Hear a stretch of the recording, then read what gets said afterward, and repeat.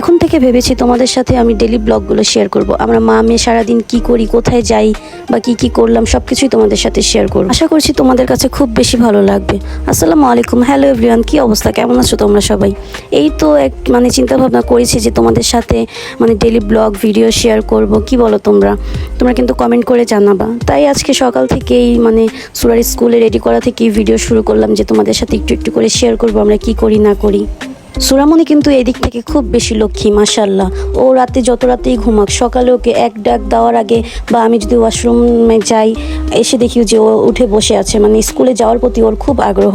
অনেক বাচ্চারা আছে না যে ঘুম থেকে উঠতে চায় না, অনেক কান্নাকাটি করে, আমার মেয়ে এর মধ্যে নেই।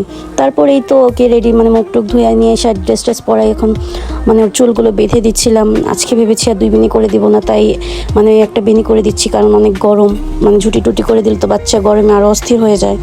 এখন থেকে ভাবছি যে ছোট ছোট ক্লিপ নিয়ে তোমাদের জন্য ডেলি ব্লগগুলো বানাবো। কি বলো তোমরা সাপোর্ট করলে আমি ভিডিওগুলো করতে আরও বেশি উৎসাহ হবো। তোমরা প্লিজ একটা লাইক দিয়ে যেও আর একটু কমেন্ট করে দিও।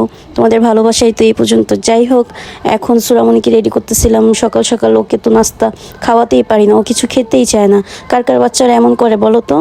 তারপরও কি আর কি করব, টিফিনে দিয়ে দিই যে টিফিনে খেয়ে নিও কিছু। সকালে ওকে আমি কিছুই খাওয়াতে পারি না, মুডটাই ওর ভালো থাকে না। যাই হোক, বাচ্চা যে উঠে কান্নাকাটি করে না এটাই অনেক।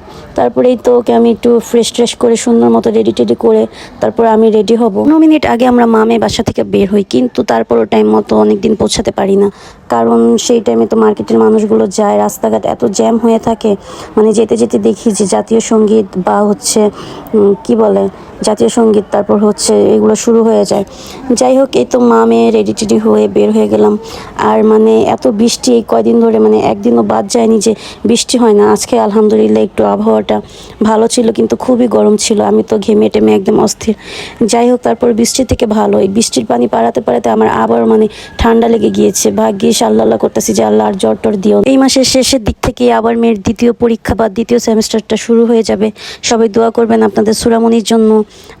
এই কয়দিন তো সিটি এক্সাম দিল, কালকে ওর খাতা দেখাবে, দেখি কি করে। তারপরে এই তো বাচ্চাদের ক্লাসে বসিয়ে দিয়ে আমরা সব ভাবিরা চলে আসলাম নাস্তা করতে। আমাদের তো ডেলি রুটিন, কারণ সবাই তো ঘুম থেকে উঠেই চলে আসি, কেউ আর নাস্তা টাস্তা করা হয় না। একসাথে নাস্তা করে খুব বেশি ভালো লাগে। আজকে আমাদের সাথে 2 জন মিসিং, একজন গিয়েছে কক্সবাজার ঘুরতে, আরেকজন অসুস্থ। আজকে যে কি বড় একটা, তাকে চেয়েছিলাম যে নাফির আম্মু, সুরামণির ক্লাসেরই, সুরামণির ফ্রেন্ড, ও ও অসুস্থ, ওর আম্মু অসুস্থ। ভাবিকে দেখতে যাওয়ার কথা ছিল, ভেবেছি যে ভাবিকে যে সারপ্রাইজ দেবো, কিন্তু উল্টা আমাদেরই সারপ্রাইজ দিয়ে দিয়েছে। যাই হোক, আপনাদের সাথে শেয়ার করব, দেখতে থাকেন। স্কুল লাইফ কাটিয়েছি ফ্রেন্ড একরকম ফ্রেন্ড দিয়ে, তারপর কলেজ লাইফ কাটিয়েছি আরেক রকম ফ্রেন্ড দিয়ে, তারপর আবার কি এই তো মেয়েকে ভর্তি করে এখন ভাবিদের সাথে সবাই তো আমরা ধরতে গেলে সেমি আর ইরি সবাই একসাথে বসে আড্ডা দিই। মনে হয় যে আমরা আবার ফ্রেন্ড, সবাই তো ফ্রেন্ডের মতনই। যাই হোক, ভালো লাগে সবার সাথে আড্ডা টাড্ডা দিতে। তারপরে এই তো খাওয়া দাওয়া শেষ করে আমরা একটু কোয়ার্টারের ওই সাইডে একটু কেনাকাটা করতে আসি। আমি অনেকগুলো হেয়ার ক্লিপ কিনি, এগুলো যতই কিনি শুধু ভেঙে যায়। কি আর বলবো, কাটা কিনতে কিনতে আমি মনে হয় ফকির হয়ে যাচ্ছি। মেয়ের মাশাল্লাহ দিলে চুল বড়, আর আমার তো যাই আছে যাক। তারপর কি করব, ক্লিপ আনি আর শুইতে গেলেই ভেঙে যায়। আপনাদের কার সাথে এমন হয় বলেন তো? আজকেও 200 টাকা শুধু কাটা বানিয়ে নিয়েছি। তারপরে এই তো ছুটির পরে আমরা বের হয়ে গেলাম যে নাফিদের বাসায় যাব। ওদের বাসা তো আর আমরা চিনি না, যে ভাবছি নিচে যেয়ে যে ভাবিকে ফোন দিব, কিন্তু ভাবি ফোনটা নাকি সাইলেন্ট করে ডয়ে রেখেছিল, সে আর ফোনই ধরলো না। তারপর আমরা কি ঘেমে টেমে অস্থির হয়ে চলে আসি। তারপর আপনাদের ভাইয়া আসে, আমার একটা কাজ ছিল, একটু ব্যাংকে গিয়েছিলাম, আপনাদের সাথে পরে সব কিছু শেয়ার করব। রাস্তার মধ্যে দেখলাম যে ঘোড়ার গাড়ি অনেক সুন্দর করে সাজিয়ে টাজিয়ে রেখেছে। বাচ্চাগুলো তো ঘোড়া দেখে খুব বেশি খুশি হয়ে গেছে। সুরামণি তো লাফ দিয়ে ঘোড়ার উপরেই উঠে গিয়েছে। যাই হোক, ভালো লাগলে ভিডিওটা একটা লাইক দিয়ে দিবেন। সবাই ভালো থাকবেন, আল্লাহ হাফেজ।